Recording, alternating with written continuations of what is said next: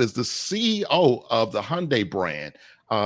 We're continuing our conversation talking about some things we weren't able to discuss during our radio time. And Randy, let's talk about what's going on with TikTok, as you call the TikTok boys. And they put out this challenge for folks on TikTok to hotwire Hyundai and Kia vehicles because they were easy to hotwire. You've got a number of insurance companies right now who are refusing to insure some of your older model Hyundai products. And I think you got even some attorney generals right now who's actually been reaching out to you regarding this issue. What is Hyundai doing in order to address the hot wiring issue? What's your fix for this? And let's talk about it now. And how did this come about? So Jeff, let me just give you a little bit of background on the issue. First and foremost, I mean, in the summer of 2022, videos that became known as the Kia Challenge began popping up on TikTok and other social media channels, causing a spike in thefts of Hyundai vehicles. In those videos, thieves documented and promoted a specific way to bypass the vehicle's security features. In other words, they basically dismantled the steering columns, which created direct access to the ignition. Then the thieves would steal the vehicle and post it on social media. We're working right now with TikTok and other social media platforms to have those videos removed, but new videos continue to surface, and then the process repeats itself with more thefts, et cetera, et cetera. There are roughly 4 million Hyundai vehicles on the road in the U.S. that are vulnerable to these social media promoted thefts. These vehicles are primarily base trim or entry-level models that are not equipped with push-button ignitions and immobilizing anti-theft devices. Now, I want to stress that these vehicles are fully compliant with federal anti-theft requirements, and we're fully cooperating with all investigations into the thefts. So, having said all that, to help our consumers and help our customers, we've taken a number of actions to eliminate the vulnerabilities in these vehicles. Number one, we've made engine immobilizer standard on all vehicles produced as of November 2021. Number two, we've introduced a free software upgrade to prevent the method of theft involved. Three, we've rolled out the software upgrade out to approximately 4 million affected consumers that are eligible for the upgrade 2 months ahead of schedule. And we've launched a dedicated website, which is www.hyundaiantitheft.com, and a toll-free number to help our consumers as well. With respect to AAA and the collaboration with AAA, I think you had mentioned there were certain insurance companies that didn't want to insure some of these vehicles. And so we announced a collaboration with AAA to provide insurance options in most of the states around the U.S. for owners of certain Hyundai vehicles without push-button ignitions and immobilizing anti-theft devices. And so through AAA, consumers can still get insurance. And if you visit AAA.com/insurance, you can go on that website to receive a quote. So, but let me just say lastly that there's no quality issue or defect with any of these vehicles, and that all of these vehicles meet or exceed federal motor vehicle safety standards. All right. I know that's a loaded answer, but I wanted to make sure that your viewers had a really good understanding of what the TikTok boys and vehicle thefts are all about. All right. So I think you've addressed that. I know that's been an issue and probably been weighing down on the brand. All right. So let's talk about it on a lighter note a little bit. I want to dig into sales just a little bit and see how much you'll share with me because I'm going to ask some questions. When are you projected to stop making gasoline vehicles? Well, a lot of it is based on regulation. I mean, right now, based on the current regulation, 50% of your fleet needs to be EV by 2030, and in the state of California, 68% of your fleet needs to be EV by 2030. And so we're moving towards those regulation timelines. Hence the reason why we invested in a $5.5 billion EV manufacturing facility in Savannah, Georgia. And I feel pretty confident that we're going to be able to meet those timelines. So should we expect to see any more gasoline vehicles coming out? ICE, internal combustion engines, that's in the product portfolio? Of course. Yeah, I think you're going to still see ICE vehicles for quite some time as we continue to migrate more and more towards the EV future. But we'll continue to produce ICE vehicles in the short term. May not be as many as we go forward because of the regulations, but you'll certainly see ICE vehicles still on the road. All right. And will we see any? So you are playing in the kind of the mid-sized compact truck market with the lifestyle vehicle right now, the Hyundai Cruise. Any plans in the works? It took a moment for the former company that you came from under the Nissan umbrella for them to get into the market with the Tundra. It took a moment for Toyota to get into the market with actually Nissan didn't have the Tundra, got the wrong vehicle. Toyota with the Tundra and Nissan with the Titan. Are there any plans for Hyundai to be a player in the trucks, full-size truck segment, possibly even a lifestyle truck? Yeah, I'm not going to get into what the future holds and what our future product portfolio might look like. A lot of what we do, 3, 5, and 10 years from now is still under wraps. But if you want to get into a Hyundai vehicle, we do make a great Santa Cruz truck that's selling like hotcakes in the marketplace right now. Pretty hip, pretty cool, small truck that is great for active lifestyles. And if you just go to our website at Hyundai.com, you can check it out. All right. I knew you were going to answer that question for me, being a CEO, but I figured I would ask you that. All right. So we're going to wind this up in just a moment. Let's talk about quickly. Let's take you back to your college days, or actually your high school days. At what point did you exhibit characteristics of that you knew that decades later that you were going to be at some point running a brand in North America?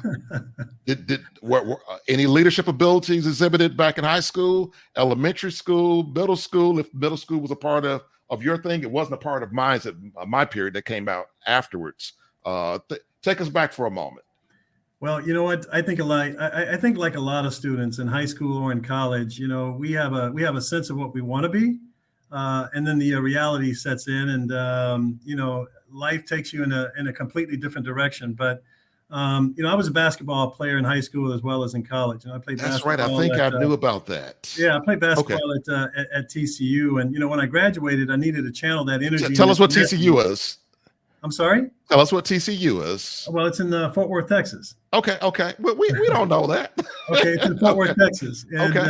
That's where I pledged Ada Psi chapter for A5A. But anyway, having said that, I knew once I graduated, I needed to channel that energy and that tenacity into something. And, the good thing about the automotive industry is that we run in 30-day sprints. And so, we start each month all over again in terms of selling cars and taking care of our customers. And there's certain KPIs that you've got to meet and exceed by the end of the month. And so, okay, what are KPIs? Performing and leading was something that was just innate. Randy, what are KPIs?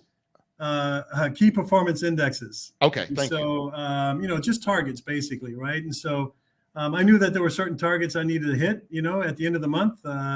Spoken like a true sales guy, and that was really good for me. And so, from a performance perspective, that was really, really good. Because being a former athlete, you're on the basketball court for an hour, and your goal is to try and win the game, right? And it's the same thing in the auto industry. We work with our dealer partners to help sell cars and take care of customers and hit our targets by the end of the month. And then the leadership capability came in over time. It's something that just through massive experience and maturation, and growing and learning and watching other mentors and leaders in the organization, I tried to take after, and mimic myself after some of the best. And over time, I maintained a high level of performance, grew my leadership capability, and next thing you know, I'm the CEO of Hyundai, Motor America. And so I never thought, back in high school or in my freshman days in college, that I would ever be CEO of any company, but I've been really, really blessed. I've had some great mentors to mentor me and coach me over the years, and it's led me to this place, Jeff. All right, so Randy, when we say CEO, African American, and Randy Parker, what does that mean to you? Man, that's a loaded question as well. What does it mean to me? For me, it's all about, building your personal brand and what is it that you want to be when you grow up, right? And so every single day, it's all about identifying how and where you can build your personal brand. That's always been very, very important to me, especially if you plan to work for a big Fortune 500 or Fortune 100 company. You want to identify where is Main Street within that brand, because if you think about Main Street, everything happens on Main Street, right, Jeff? You've got the pharmacy, the courthouse, the police station, the fire station, the pharmacy. All of the businesses always take place on Main Street. And with any company, there is a Main Street, and you need to identify where that Main Street exists, because that's where the power players are. That's where the leaders exist. And so you've got to build a brand for yourself, a personal brand, to ensure that you get noticed. First, it starts with performance. You've got to put points up on the board. No one's going to give you anything. You got to deliver. And then it's about your leadership capabilities. And, can you lead, people over time? And can you get people to follow you over time? And if you blend those two things together, I think you can have a tremendous amount of success. And that's what's really worked for me. All right. So 2 more things, and we're going to wrap this up. During the first segment of our radio program, we actually talked just briefly about leasing and the Inflation Reduction Act. When I looked at the sales numbers with Polk registration, which is now S&P Global Mobility, we saw that when IRA was introduced, Inflation Reduction Act back in August, is that Hyundai sales seem to have been cut in literally half when that $7,500 retail incentive was pulled. And let's talk about in February of this year at the Chicago Auto Show, your company made an announcement that you were going to be going towards subscription. You would offer a subscription service available. Tell us how that works. Can I rent a vehicle for 30 days? Do I turn it back into you? How is that more affordable than if I lease the vehicle? Also, what credit stipulations will you be looking at? Well, first, let me answer your first question and talk a little bit about EV sales for the Hyundai brand. And let me just say that sales for our full lineup of pure EV and electrified vehicles are pretty significant. About 17% of our sales currently come from EVs. Our green car sales represent roughly about 18% of our total sales, which is up about 56% since 2022. So, Randy, let me interrupt for a second. So green car sales would be your hybrids, your EVs, your plug-ins, fully electric vehicles, correct? Correct. Yeah, okay. It's all of the above. All about, yeah, exactly. And so, our EV car sales are very, very strong at the moment. You're absolutely right. At the beginning of the year, things slowed significantly because of the IRA tax bill. But since then, we've been working extremely hard to try and figure out how do we play with that new set or new deck of cards. And leasing, as you clearly pointed out at the beginning of the conversation, is one way to go. And our lease pen has moved from 2% in January to north of 30% at the end of April. And so slowly but surely, we're now starting to figure out how to crack that code and leverage the provisions within the IRA tax bill to ensure that our consumers can get into our vehicles, get into our vehicles very, very affordable, and really be happy with their EV vehicle. In terms of subscription, that's something that we launched back at the Chicago Auto Show. And it's a great way for consumers who need a vehicle in the short term, but not obligated to stay in a vehicle for 1, 2, or 3 or 4 years. You can lease a vehicle through a subscription process for about 30 days. And it just provides you a lot of flexibility when you need a car, but you're not obligated to keep the car. And we cover the maintenance for that vehicle as well. All right. And is this more affordable than if I rented a vehicle? It gives you a lot more flexibility, in terms of, test driving one of our EV products. Because right now it's very, very hard to find a lot of EVs in terms of rental car companies. But, through our subscription process, you can definitely drive one of our EV vehicles and then hopefully transition into a longer term contract. All right. And last thing, we're going to wrap this up. Let's talk about, we're hearing the big R word, recession. Are what are your economists saying? What are y'all saying internally? And are you prepared for such in case we go into a recession?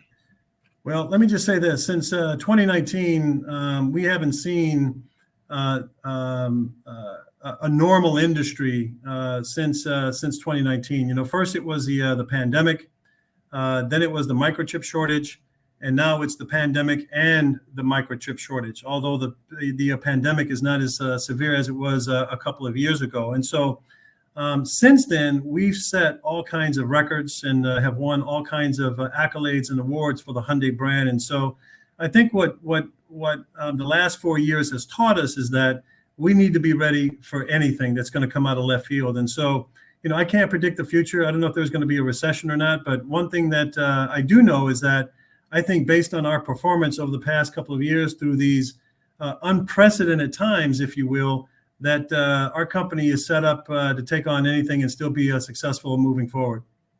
All right, Randy, on that note, we appreciate you. Thank you for taking time for the radio and video conversation. So for our listeners who've missed the radio conversation, you can actually go back to jeffcars.com and we'll let you know when that will be available.